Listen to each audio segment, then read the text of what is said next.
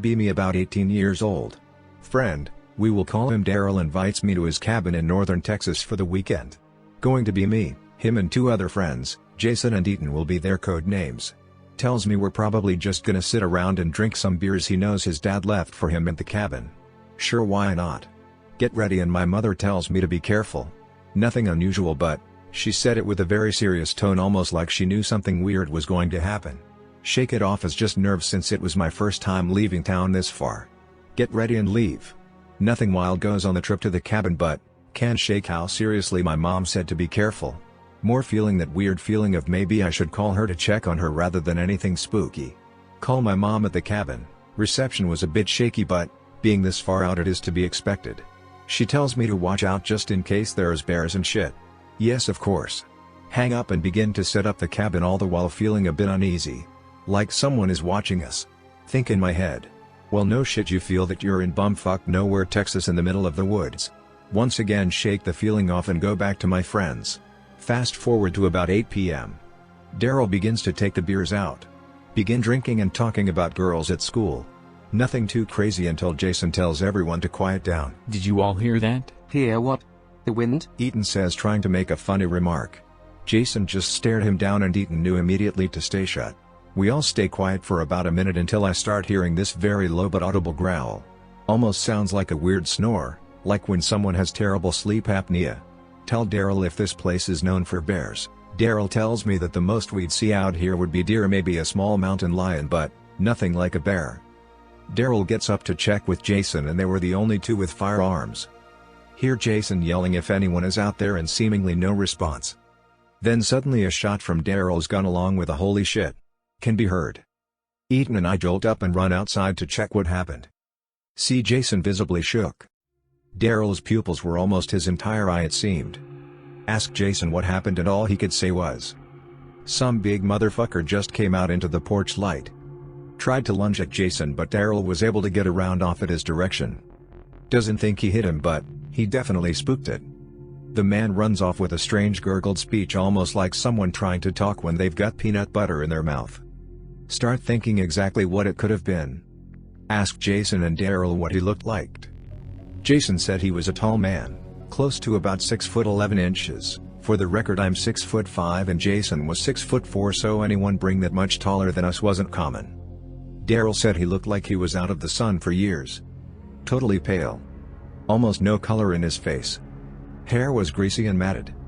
He looked like he came out of a swamp, all sweaty and dingy. Jason said he almost looked manic when he saw them. Like he hadn't seen a person in years. The best I could describe it was almost like he didn't know what another person was. We all decide to go to the cabin for the night since it was too late to drive out of the woods we were in. Decide to lock every door and stay on lookout one at a time to make sure whoever that was doesn't come back. We're each taking turns from youngest to oldest. My turn comes around 4 a.m. Wasn't drinking as much as they were, but I was still a little buzzed. For some reason we decided the beer was better to drink than water. Stupid panicked teenager thinking. As I drink the last sip of the beer, I hear the familiar growl again. I ready the gun Jason had given me and prepared for the worst. As the thing came into the light, suddenly I saw it. This giant man, almost 7 feet, with pale skin, almost dead looking, staring at me. The eyes he gave me weren't one of confusion or fear. They were of murderous intent. He stared at me for what seemed like an eternity before he began making his move. I pointed the gun at him and yelled for it not to move and that I would shoot. And he smiled. This motherfucker smiled. The type of smile you give someone when you know you've won. At this point I almost felt frozen. Complete utter fear all through my body. And then he spoke. Said one phrase and no more. Holy shit. That's Daryl's voice. How the fuck is he imitating Daryl's voice? As I come to the realization I'm probably dead, I noticed its face. It looked like Daryl. Not 1-to-1, but like it had changed its eyes, nose and mouth to imitate the face of Daryl. I begin yelling at him. Who fuck are you? Get away. Get away, goddammit. My yells were loud enough to wake up Jason, who came running with his gun. As he came out, all I could hear was, "Daryl? That isn't Daryl," I said. "That thing isn't anyone, it's not fucking human." As I said that, the thing lunged at me and took a big swipe. I'm not a light guy, 250 at time. This thing flung me away like paper, like it had superhuman strength. As I lay on the ground gripping my ribs, I saw Jason begin to shoot at the thing. He ate it at least 3 times that I saw. 2 in the chest and 1 around what I think was its arm. Around this time Ethan and the real Daryl came out. The beast, now looking more like Daryl, began to smile and gurgle. Daryl himself began to vomit out of sheer tension. As Jason kept the gun pointed at the beast, all it did was walk slowly back into the woods. Still keeping that creepy strange smile. As if he had just won a game or something. A smile of victory. Almost 5:30 a.m. once is all said and done. We sat in silence the entire time. I had some bruised ribs and a cut on my arm. Daryl was visibly traumatized.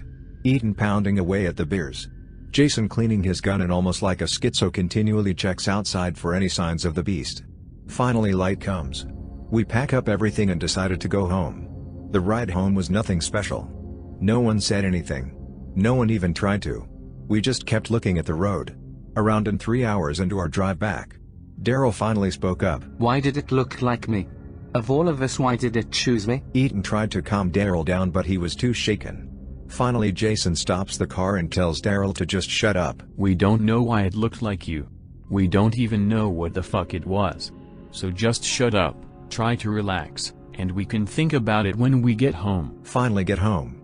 I got to my room and tried to forget the night before. Too many questions. What exactly was that thing? Heard later it may have been a skinwalker, but I don't know a thing about them. To this day only 2 of us are left in contact. Jason moved Canada. Daryl is in a mental institute for unrelated causes. Ethan is the only one I talk to regularly. Every now and then we still talk about that night. Still get chills, but we've never gotten any real answers.